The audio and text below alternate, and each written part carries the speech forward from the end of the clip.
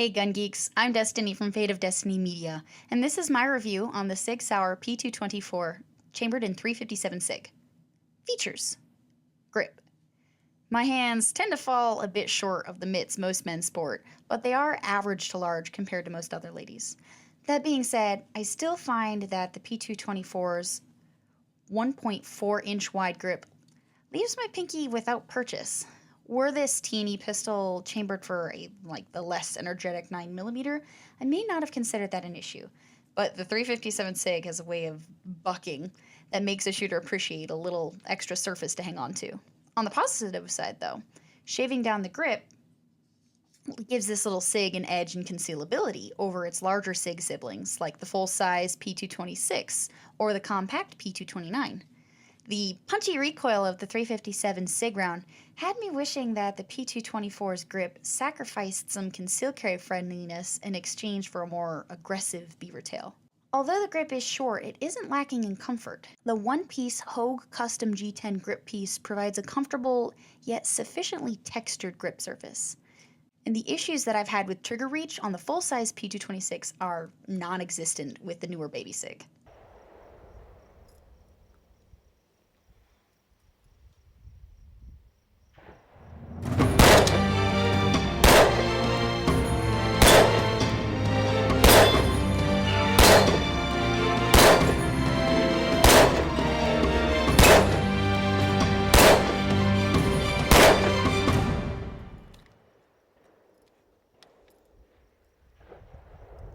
Trigger. I've always had good experiences with the triggers on SIG pistols, and the P224 is not an exception. The P224 is offered with either DAK or DASA triggers. The model in this review features the double-action, single-action trigger system. The SIG's double-action trigger travel is moderate. Here, I'll release the hammer so you can see. Yes, I'm dry firing. So, not like, oh my gosh, it's the worst trigger ever. It's just double action trigger. SIG's website mentions that it's 10 pounds, but my Lyman trigger gauge measured it at 10 pounds 12 ounces. It sounds heavy, but the travel is smooth and consistent with a distinct break. In practice, I found that the heavy trigger didn't affect my ability to keep shots on target. And, as one would expect, the single action trigger pull is both shorter, the travel drops from 3/4 of an inch down to 3/8 of an inch, and it's lighter. It pegs my Lyman gauge at an average pull of about 5 pounds and 11 ounces. Sights. The P224 uses a 3-dot system with SIG Light night sights. I found that the fixed sights provided ample sight picture in any light condition, despite the cropped sight radius of about 5.3 inches. The dots are large enough to track easily between shots, even with the 357 SIG's recoil. It's been my experience with some SIG pistols that they require a 6 o'clock hold, but with the P224, a combat hold worked just fine. Slide. The nitron-coated steel slide features roll-marked engraving on one side, and it houses the P224's Bantam 3.5-inch barrel. With such a short barrel, and therefore short sight radius, I kind of thought that would have some negative impact to accuracy on the range, but that has not been the case. This compressed 357 is just a handheld tack driver. I'll talk more on that in the accuracy section later. The P224's solid hammer actions neatly. If you need to manually cock the checkered hammer, its size allows it to be manipulated with one hand. One feature you won't find on the P224 slide is a loaded chamber indicator, or LCI. No LCI means that this pistol isn't California friendly. Combined with the lack of magazine disconnect, it's not Massachusetts approved either. Sorry guys. Frame. The aluminum alloy frame helps to keep this full metal pistol's weight down.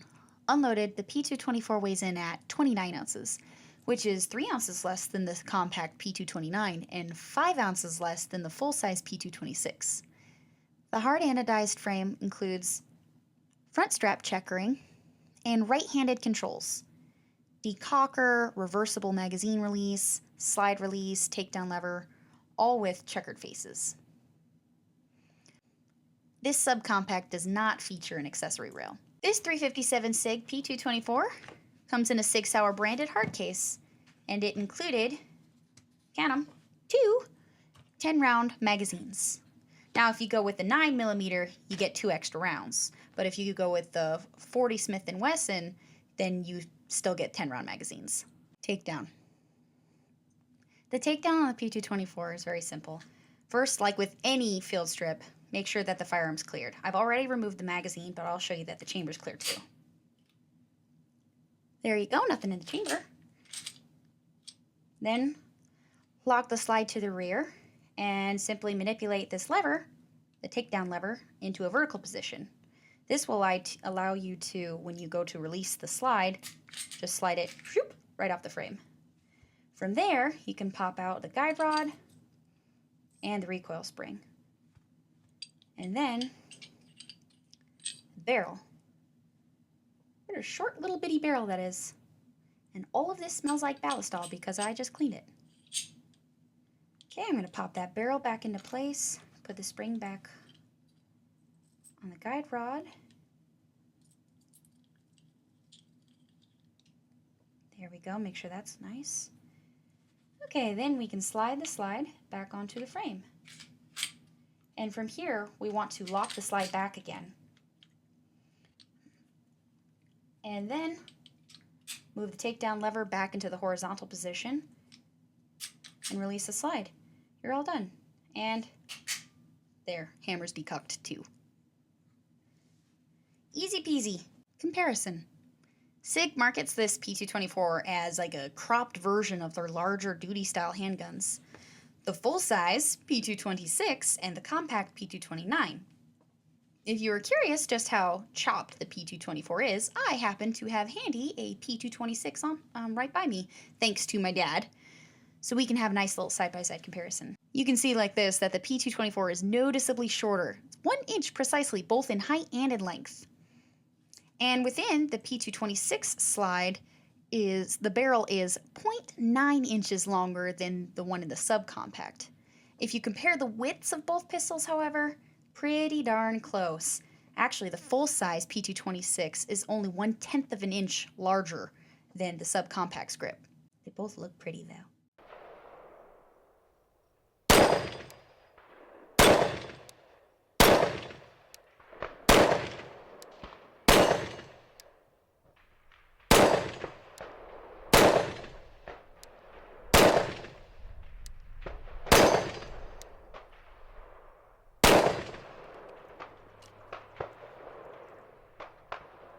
Range performance. Accuracy. When I first brought out the SIG P224 to the range, I wondered if that short 3.5 inch barrel was going to be enough to effectively manage the recoil of that hot 357 SIG round. After several boxes of 357, namely Fiocchi 124 grain, which has a muzzle velocity of around 1,350 feet per second, and some Cellier and Below 140 grain, which has about 1352 feet per second muzzle velocity, totaling some 500 rounds. I discovered that accuracy is a non-issue. During many of my range sessions with the P224, one of which you can see right here in this video clip, I shot the P224 from about 30 feet at a steel action target, tactical torso silhouette, with a swinging chest and head plate. I had no issue putting all 10 rounds through that 3-inch triangle head plate. I won't pretend this little guy doesn't jump while I'm shooting, but I'll get into that when I talk about perceived recoil. Reliability. In my testing process, this P224 fired reliably.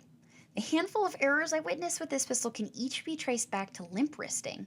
The little subcompact is just too spirited not to require a little manhandling.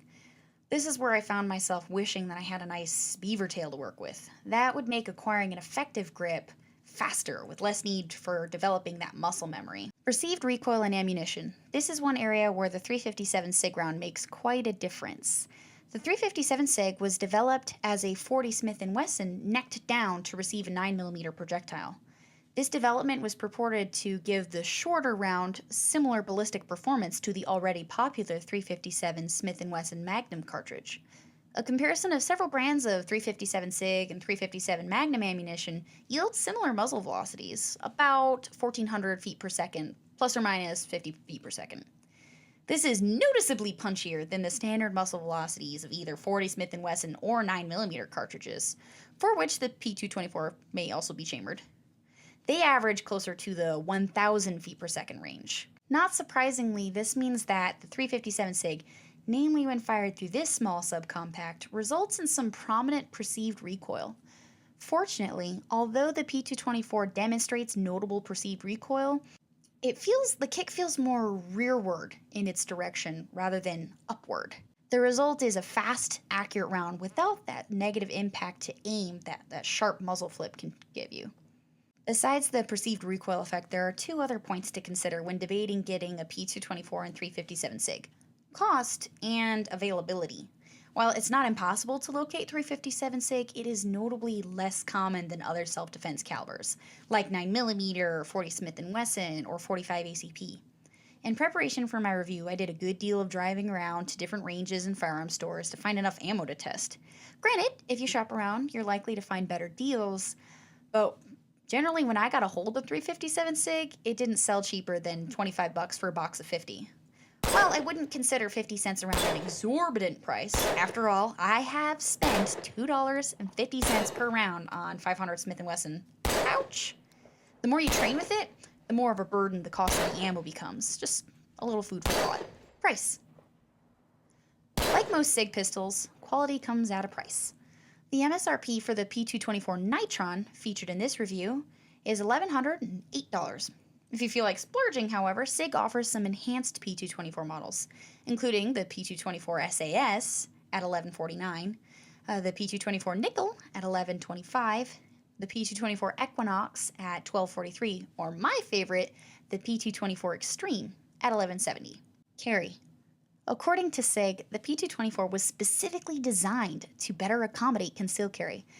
The grip shaves 1/10 of an inch off of the P229 and P226's 1.5 inch width, but the most significant size reduction is visible in the overall length and height. The reduced P224 stretches 6.7 inches long with a height of 4.5 inches. These dimensions bring the SIG into the size realm of Springfield Armory's newer subcompact, the XDS 4.0. The XDS 4.0 runs an overall length of 7.0, nearly 1/3 inch longer than the subcompact SIG. But with an overall height of 4.4 inches, it is just a touch shorter than the P224. One of the perks of the P224 is that you have options. Whether you prefer the convenience and additional 2 rounds of capacity of the 9mm, the pop of the 357, or the, quote, compromise between the two, 40 Smith & Wesson.